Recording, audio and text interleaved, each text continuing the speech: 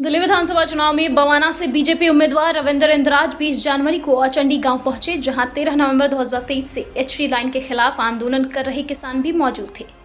किसानों ने पहले गांव में आए उम्मीदवार का स्वागत किया, लेकिन इसके बाद उन्होंने कुछ गंभीर सवाल उठाए।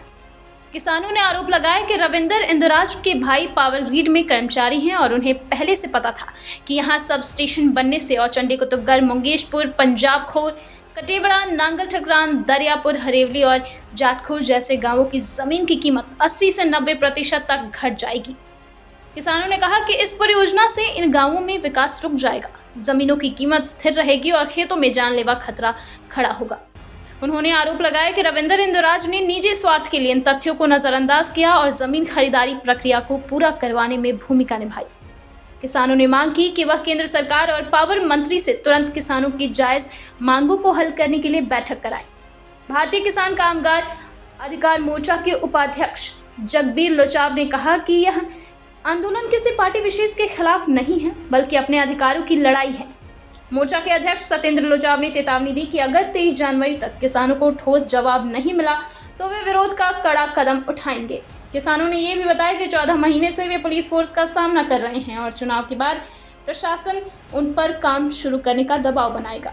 उन्होंने इसे किसानों के साथ अन्याय बताया और अपने संघर्ष को जारी रखने की बात कही। ब्यूरो रिपोर्ट, दिल्ली समाचार टीवी।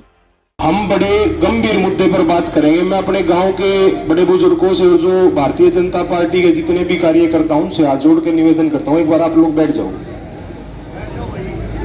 जी, एक बार बैठ जाओ जी, एक बार बैठ जाओ जी। आप सुरेश जी, आप भी बैठ जाओ। देखिए,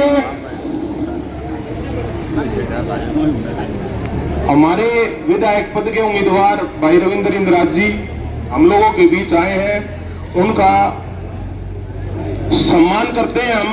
हमारे गांव की और हमारी संस्कृति ये है कि हमारे गांव में जो भी आए वो अतिथि के रूप में है, भगवान के रूप में है।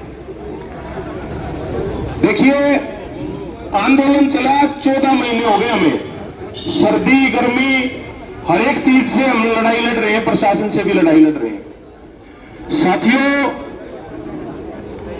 आज ये लड़ाई यहां है कि हरियाणा प्रदेश का मुख्यमंत्री इसमें हमारी मदद करने लग रहा है।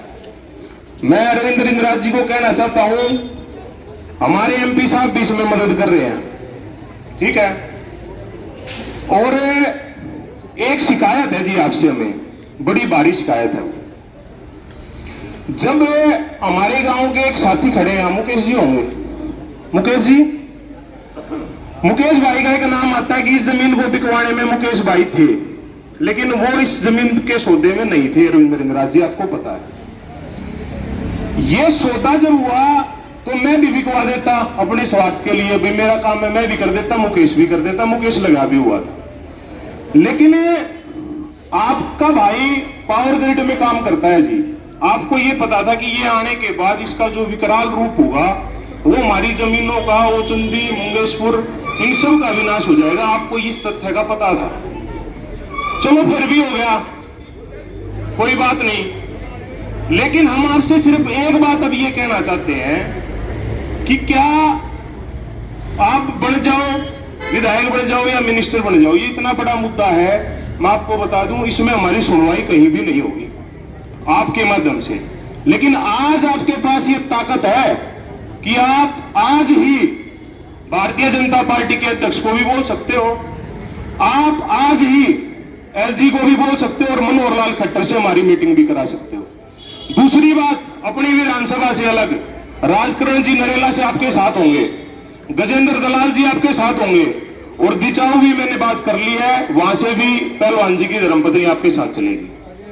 लेकिन अगर आश्वासन देके जाओगे तो फिर हमारे बीच एक टीस रह जाएगी कि भाई हमारे साथ धोखा हुआ है। आश्वासन नहीं, ये इतना बड़ा मुद्दा है। रविंद्र इंद्राज जी मुख्यमंत्री 15 मिनट ये कहने में लगी 18 तारीख को जब आप हमारे गांव में आए थे कि भाई ये काम अब रुकेगा नहीं, और ये किसान की और ओचंदी गांव की सरदारी की ताकत है कि यहां नहीं, हमने जो राजस्थान तक काम को रोका हुआ है। और रही दृष्टिकोण की बात, एक बात और ये भी आई थी कि वह दृष्टिकोण ठीक नहीं था आंदोलन का। आंदोलन के अंदर पक्ष है उसका विरोध किया जाता है। आम आदमी पार्टी का खुले मन से हमने अपने अखबार में भी कटवा दी, और आम आदमी पार्टी का कोई भी प्रोग्राम दिल्ली देहात के अंदर अरविंद केजरीवाल का होगा तो इतना कड़ा विरोध करेंगे कि देहात की ताकत का उसको पता चल जाएगा। लेकिन मेरा आपसे भी ये निवेदन है कि आप जिम्मेदारी लेकर रहें, और आज आपकी ताकत है क्योंकि चुनाव है, ये परिस्थिति ऐसी है। आज हम भी आपकी जय बोलकर आपका जयकारा लगाएंगे अगर हमारे काम को करवाओगे तो, और नहीं तो फिर हमारे अंदर टीस भी रह जाएगी और हम विरोध भी करना जानते हैं, वोट की चोट भी देना जानते हैं।